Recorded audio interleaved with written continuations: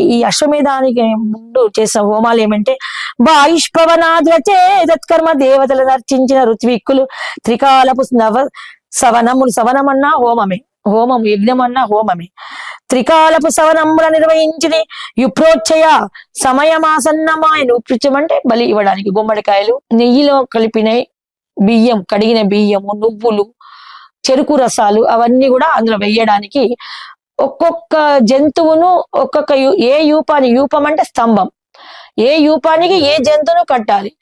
అశ్వమేధ యజ్ఞానికి అశ్వాన్ని కట్టాలి, అనేకమైనటువంటి జంతువు, కొన్నిటికి పాములను కట్టాలి, సర్పయజ్ఞము. ఇవన్నీ కూడా ఈ పెద్ద యజ్ఞానికి ముందు చేసే చిన్న చిన్న యజ్ఞాలకు బలి పశువులను అంటే ఆ హోమంలో వేయడం కాదు, అక్కడ కొబ్బరికాయలు గుమ్మడికాయలు ఇవే వేస్తారు. వాటిని తీసి నీళ్లు చల్లి ఆ మంత్రోచ్చరణ తీసి ఆ హోమం తిలకం నెయ్యితోని ఆజ్యంతో కలిసినటువంటి అనేకమైన వనరులు, వనస్పతులు అంటారు, అంటే ఔషధ మూలికలను ఆ బొట్టును ఆ మసిని ఇలా దిద్దుతారు, దిద్ది దాన్ని వదిలిపెడతారు, దేవుడి పేరు మీద వదిలిపెడతారు అన్నట్టు.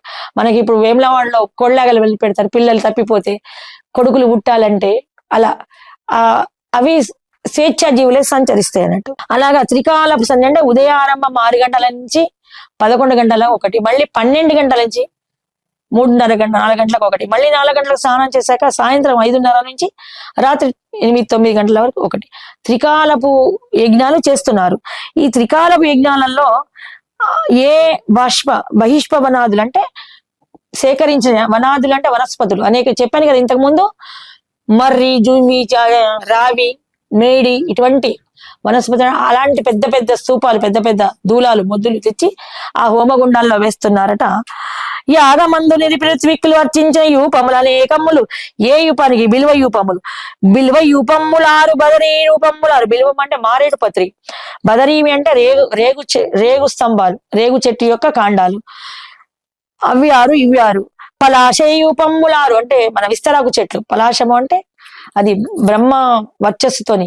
నేను మొన్న మాకు మార్గేశ్వర పురాణంలో చెప్పాను, ఈ మనకు రామాయణంలో కూడా వచ్చింది ఏంటి, వామన అవతారంలో వస్తుంది బలి చక్రవర్తి, అదొక రోజు చెప్తే వేరే కథ.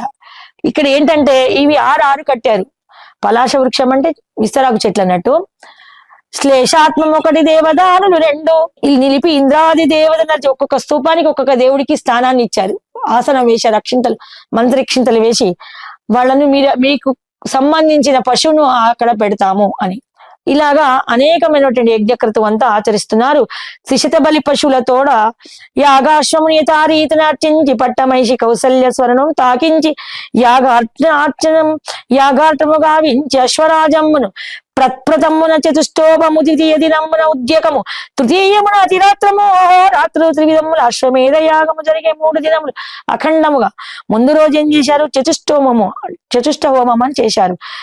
ద్వితీయ దినము 2వ రోజు ఉద్యక్య హోమము, తృతీయ దినము అతిరాత్రం అనే హోమం. మనకు మొన్న భద్రాచలంలో ఒక 5 years బ్యాక్ అయింది, గరుడ అది వేసి గరుడ పక్షులన్నీ వచ్చాయి.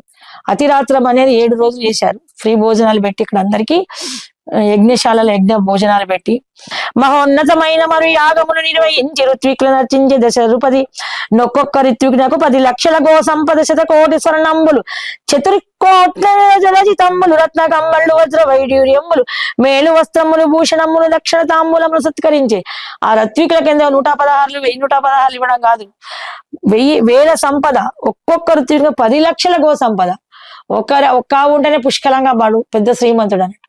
ఒక్కొక్క ఋత్వికులకు 10 లక్షల గోవులను, స్వర్ణాలను, రత్నకంబళ్లను, అనేకమైన ఆహార సంపదలను, భూములను, జాగలను, చేతికి ఎముక లేకుండా దానాలు చేస్తూనే ఉన్నాడట. దేశములందరూ తెంచిన బ్రాహ్మణ కోటి స్వర్ణములు ఇచ్చి దానంబులు సర్వము ముగిసే. అన్ని మొత్తం మందికి అతిథులందరికీ రిటర్న్ గిఫ్ట్లు ఇచ్చాడు. రాజులందరికీ కూడా ఎన్నో విలువైన వస్తువులు,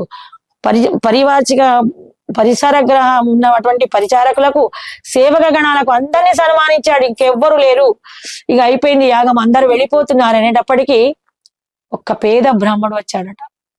నాకేమి ఇవ్వరా అని. ఇవ్వడానికి ఏమీ లేదు, మొత్తం నిల్ బ్యాలెన్స్ అయిపోయింది, కోశాధికారం అంతా. అప్పుడు వచ్చాడు. దారిద్ర్య బ్రాహ్మణుడు దేహి అనక దానమీయక ఏమీ మిగలక తన చేతి రత్న కంకణంబు తీసి దానమిచ్చే దానశీలి దశరథుడు. ఇంకేం లేదు, కుడి చేతికి ఒక రత్న కంకణం ఉంటుంది, మణిమకుటమైన రత్న కంకణాన్ని ఇచ్చాడట. వివిధ రీతుల దేశ రాజులను సామంతులను సత్కరించి ముత్తేదులకు అనేక రీతులు ఆదరించి వస్త్రభూషణములు మంగళాభరణముల వాయనములు ఇచ్చే కౌసల్యాదేవి మంచి చీరలు, కాళ్ల పట్టీలు, మట్టెలు, మంగళసూత్రాలు ఇప్పుడు కూడా ఇచ్చుకుంటాం మేము పుష్కరాలప్పుడు. మంగళసూత్రాలు, బంగారు మంగళ పతాకాలను ఇచ్చి మాణిక్యపు గాజులను, చీర అంటే ఒక చీర ఇవ్వడం కాదు, ఒక 5-6 చీరలు పెట్టి ఒక పెద్ద మంగళ్య పెట్టిన దానం ఇచ్చిందట సుహాసినులందరికీ కూడా. వైభవోపేతముగా కనివిని ఎరుగని రీతిగా కనుల పండుగ కనుల విందుగాశ్రమేదయాగంబు ముగిసే అనేక కానుకలు పరివారిక పరిచారిక సేవక శ్రేణికి పంచ చక్రవర్తి. జై శ్రీరామచంద్ర మహారాజ్కి జై.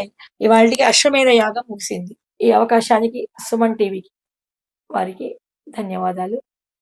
పవమానసుతుడు పట్టు పాదార విందములకు మీనామారూపములకు నిత్య శుభ మంగళం.